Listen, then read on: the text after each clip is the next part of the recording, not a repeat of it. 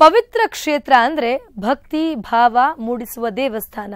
ವೇದ ಮಂತ್ರ ಘೋಷಗಳ ಪಠಣ, ಗಂಧ ಕುಂಕುಮಾದಿಗಳ ಸುವಾಸನೆ, ಮಂಗಳ ವಾದ್ಯಗಳ ಧ್ವನಿ ಇವೆಲ್ಲ ಕಣ್ಮುಂದೆ ಬರುತ್ತೆ. ಆದ್ರೆ ದೇಗುಲದ ವಾತಾವರಣ ಇದಕ್ಕೆ ತದ್ವಿರುದ್ಧವಾಗಿದ್ರೆ? ಹೌದು, ಇಂತಹ ಒಂದು ಸ್ಥಿತಿ ಪವಿತ್ರ ಕ್ಷೇತ್ರ ಗೋಕರ್ಣದಲ್ಲಿ ನಿರ್ಮಾಣವಾಗಿದೆ.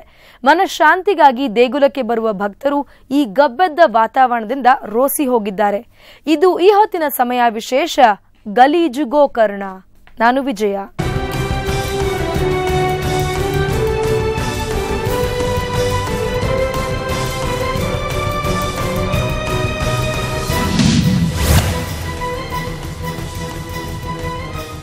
ದಕ್ಷಿಣ ಕಾಶಿ ಗೋಕರ್ಣ ಪ್ರಸಿದ್ಧ ಪವಿತ್ರ ಕ್ಷೇತ್ರಗಳಲ್ಲಿ ಒಂದು.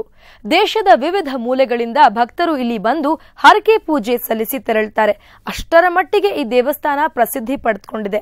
ಆದರೆ ಇತ್ತೀಚೆಗೆ ದೇವಸ್ಥಾನದಲ್ಲಿ ಜನ ಭಕ್ತಿಯಿಂದ ಕೈ ಮುಗಿದು ಹೋಗೋ ಬದಲು ಮೂಗು ಮುಚ್ಚಿಕೊಂಡು ತೆರಳುವಂತಾಗಿದೆ. ದೇವಸ್ಥಾನದ ಗಲೀಜು ವಾತಾವರಣ ಅಷ್ಟು ಗಬ್ಬೆದ್ದು ಹೋಗಿದೆ.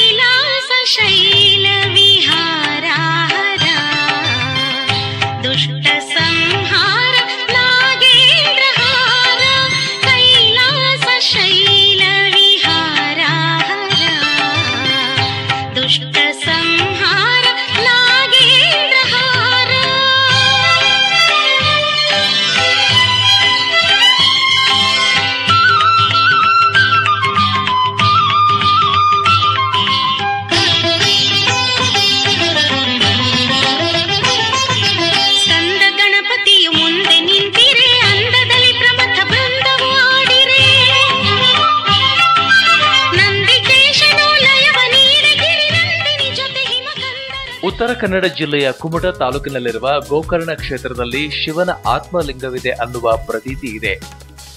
ಅದಕ್ಕಾಗಿಯೇ ಇಲ್ಲಿನ ಮಹಾಬಲೇಶ್ವರ ದೇವಸ್ಥಾನ ದರ್ಶನಕ್ಕಾಗಿ ಪ್ರತಿನಿತ್ಯ ದೇಶದ ನಾನಾ ಭಾಗಗಳಿಂದ ಮಾತ್ರವಲ್ಲದೆ ವಿದೇಶದಿಂದಲೂ ಸಹ ಭಕ್ತಾದಿಗಳು ಆಗಮಿಸುತ್ತಾರೆ.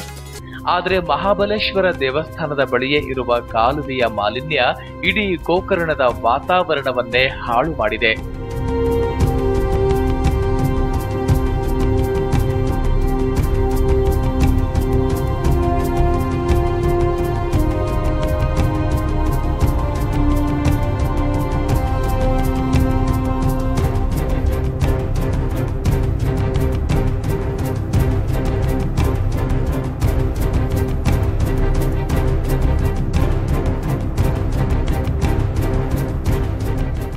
ಮಹಾಬಲೇಶ್ವರ ದೇವಸ್ಥಾನದ ಬಳಿ ಇರುವ ಈ ಕಾಲುವೆಗೆ ಹಿಂದೆ ತಾಮ್ರಗೌರಿ ಕೆರೆಯ ನೀರು, ಕೋಟಿ ತೀರ್ಥದಿಂದ ಬರುವ ನೀರು ಹರಿದು ಸಮುದ್ರಕ್ಕೆ ಸೇರುತ್ತಿತ್ತು.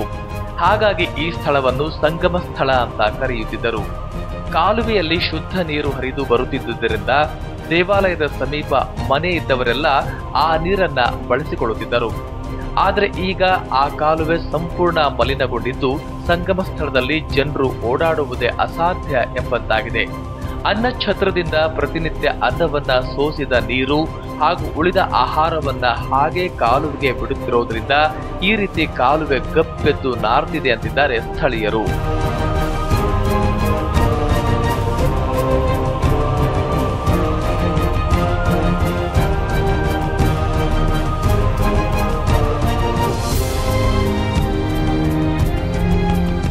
ಕಡಲ ತೀರಕ್ಕೆ ಹೊಂದಿಕೊಂಡಿರುವಂತಹ ತಾಮ್ರತಲ ಪರ್ವತದ ಹರಿದು ಬರುವಂತಹ ನೀರು, ಕೋಟಿ ತೀರ್ಥದಿಂದ ಹರಿದು ಬರುವಂತಹ ನೀರು, ಸಮುದ್ರದಿಂದ ಬಂದು ಸೇರುವ ನೀರಾದಂಥ ಈ ಸಂಗಮ ಅನ್ನುವಂಥ ಪವಿತ್ರವಾದ ನದಿಗೆ ನಮ್ಮ ಮಹಾಬಲೇಶ್ವರ ದೇವಸ್ಥಾನ ಆಡಳಿತ ಕಮಿಟಿ ಅವರು ಅನ್ನವನ್ನು ಬಾಗಿಸಿದ ತಳಿ ಅರ್ಥಾತ್ ಸ್ಟ್ರೀಚ್ ಅನ್ನ ಸೀದಾ ಅದಕ್ಕೆ ನೀರಿಗೆ ಸೇರಿಸಿ ಈ ನೀರನ್ನು ಹೊಲಸು ಮಾಡಿ ಅಲ್ಲದೆ ಈ ಭಾಗದಲ್ಲಿ ಕುಳಿತುಕೊಂಡು ಜೀವಿಸುವ ನಮ್ಮಗಳಿಗೆಲ್ಲ ಅತಿ ಕಷ್ಟದಾಯಕವಾಗಿ ಪರಿಸರವನ್ನು ನಿರ್ಮಾಣ ಮಾಡಿದ್ದಾರೆ. ಇದರ ಬಗ್ಗೆ ಹಿಂದೆಯೂ ಸಹ ನೀರು ಕುಡಿಯಲು ಯೋಗ್ಯವಾಗಿಲ್ಲ ಅನ್ನುವಂಥ ಆ ಭಾಗದಲ್ಲಿ ಇರುವ ಬಾವಿಗಳಲ್ಲಿ ಕುಡಿಯುವ ನೀರು ಯೋಗ್ಯವಾಗಿಲ್ಲ ಅನ್ನುವಂಥ ರಿಪೋರ್ಟ್ಗಳಿದ್ದರೂ ಸಹ ಯಾವುದೇ ಅಧಿಕಾರಿಗಳು ಸಹ ಈ ಕಾರ್ಯಕ್ಕೆ ಸ್ಪಂದಿಸದೆ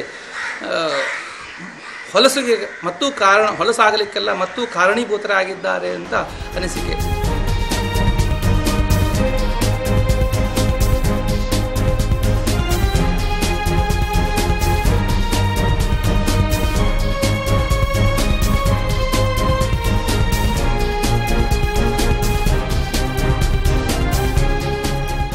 ಇದಲ್ಲದೆ ಇಲ್ಲಿಗೆ ಬರುವ ಪ್ರವಾಸಿಗರು ಗೋಕರ್ಣ ದೇವಾಲಯದಿಂದ ಸಮುದ್ರಕ್ಕೆ ಹೋಗಬೇಕಾದರೆ ಕಾಲುವೆಯನ್ನ ದಾಟಿಕೊಂಡೇ ಹೋಗಬೇಕು.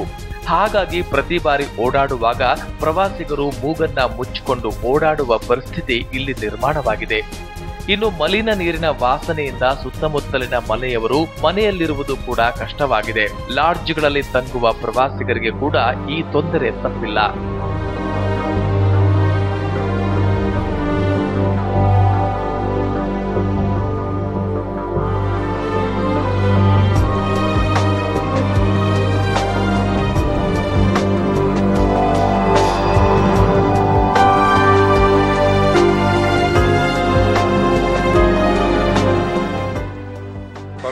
ಸ್ಥಳ ಅಂತ ಬಂದರು, ಆದರೆ ಇಲ್ಲಿ ನೋಡಿದ್ರೆ ಈ ಗಲೀಜು, ಈ ಸ್ಮೆಲ್ಲು ನೋಡಿದ್ರೆ ಇದು ಪವಿತ್ರ ಜಾಗನೇ ಅಲ್ಲ. ಇಲ್ಲಿ ನಿಜವಾಗ್ಲೂ ಇಲ್ಲಿ ಜನ ಬದುಕ್ತಾ ಇರೋದು ನೋಡಿಬಿಟ್ರೆ ತುಂಬ ದುರದೃಷ್ಟಕರ ಇಲ್ಲಿ. ಏಕೆಂದರೆ ಇಲ್ಲಿ ಆ ಸ್ಮೆಲ್ಲು, ನಾವಿಲ್ಲಿ ಒಂದು ಬೀಚ್ಗೆ ಹೋಗಬೇಕು, ದೇವಸ್ಥಾನದಿಂದ ಬೀಚ್ಗೆ ಹೋಗಬೇಕು ಅಂತಂದರೆ ಮೂಗು ಮುಚ್ಕೊಂಡು ದೇವಸ್ಥಾನಕ್ಕೆ ಮತ್ತು ಬೀಚ್ಗೆ ಹೋಗೋ ಸಂದರ್ಭ ಇದೆ. ಇಲ್ಲಿ ಅಕ್ಕಪಕ್ಕ ಜನ ಹೆಂಗೆ ಬದುಕ್ತಾರೆ ಅಂತ ನಿಜವಾಗ್ಲೂ ಇದನ್ನೇ ಸ್ಮೆಲ್ಲು ಏನು ಕುಡಿದ್ಬಿಟ್ರೆ ಜನ ಇನ್ನು ತುಂಬ ಆರೋಗ್ಯ ಅಂತೂ ತುಂಬ ಕಾಯಿಲೆಗಳು ತುಂಬ ಉತ್ಪತ್ತಿ ಆಗುತ್ತೆ. ಇಲ್ಲಿನ ಜಿಲ್ಲೆ ಆಡಳಿತ ಆಗ್ಬೋದು, ಇಲ್ಲ ಪಂಚಾಯತಿ ಆಗ್ಬೋದು, ಯಾರೂ ಅಷ್ಟೇ ಇಲ್ಲಿನ ಇದು ನಿಗಾ ವಹಿಸಿ ನೋಡ್ತಾ ಇಲ್ಲ ಇದ್ರ ಬಗ್ಗೆ. ಇಲ್ಲಿ ನಾವು ಪ್ರವಾಸಿ ತಾಣ ಅಂತ ಬಂದಿರೋದು, ಆದರೆ ಇಲ್ಲಿ ಎಷ್ಟು ಬ್ಯಾಡ್ ಸ್ಮೆಲ್ ಇದೆ ಅಂತಂದರೆ ಅಷ್ಟು ತುಂಬ ಇದೆ. ಇಲ್ಲಿ ಜನ ಇದನ್ನೇ ಕುಡಿದ್ರೆ ತುಂಬ ಕಾಯಿಲೆಗೆ ಜಲ್ದಿ ತುತ್ತಾಯ್ತಾರೆ.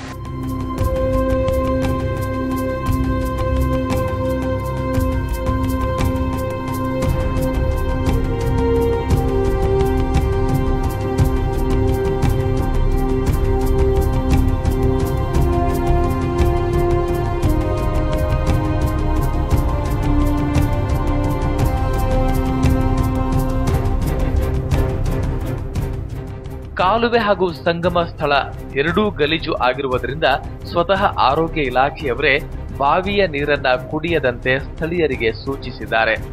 ಹೀಗಾಗಿ ಇಲ್ಲಿನ ಜನರಿಗೆ ಕುಡಿಯುವ ನೀರು ಸಿಗುವುದು ಕೂಡ ಕಷ್ಟವಾಗಿದೆ.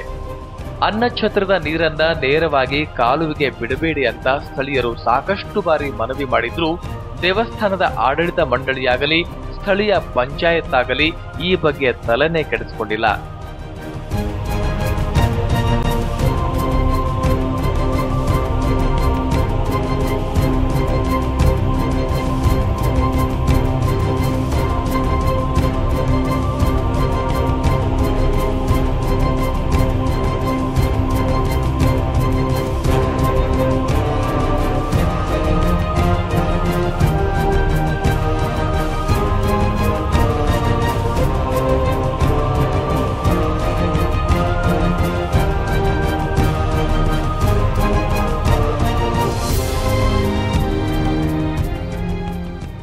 ಒಟ್ಟಿನಲ್ಲಿ ಗೋಕರ್ಣ ಕ್ಷೇತ್ರಕ್ಕೆ ಬರುವ ಪ್ರವಾಸಿಗರು ದೇವಸ್ಥಾನದ ಬಳಿ ಇರುವ ಸಂಗಮ ಸ್ಥಳದ ಅವ್ಯವಸ್ಥೆಯಿಂದ ಬೇಸರ ಪಡುವಂತಾಗಿದೆ. ಪ್ರವಾಸೋದ್ಯಮ ಇಲಾಖೆ, ಜಿಲ್ಲಾಡಳಿತ ಈ ಬಗ್ಗೆ ಗಮನ ಹರಿಸಿ ಈ ಸಮಸ್ಯೆಗೆ ಸೂಕ್ತ ಪರಿಹಾರ ಕಲ್ಪಿಸಬೇಕಾಗಿದೆ. ಇಲ್ಲವಾದಲ್ಲಿ ಗೋಕರ್ಣದ ಪರಿಸ್ಥಿತಿ ಇನ್ನಷ್ಟು ಹದಗೆಡುವುದರಲ್ಲಿ ಅನುಮಾನವಿಲ್ಲ.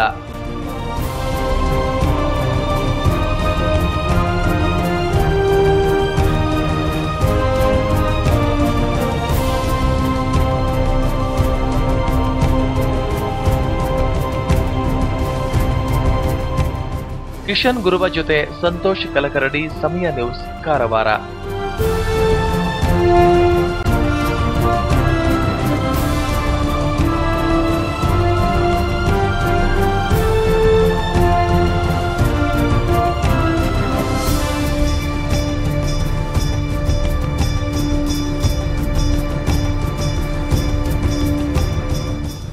ಒಟ್ಟಾರೆ ದೇಶಾದ್ಯಂತ ಹೆಸರು ಮಾಡಿದ್ದ ಪವಿತ್ರ ಕ್ಷೇತ್ರ ಗೋಕರ್ಣವೀಗ ತನ್ನ ವರ್ಚಸ್ಸನ್ನ ಕಳೆದುಕೊಳ್ತಾ ಇದೆ.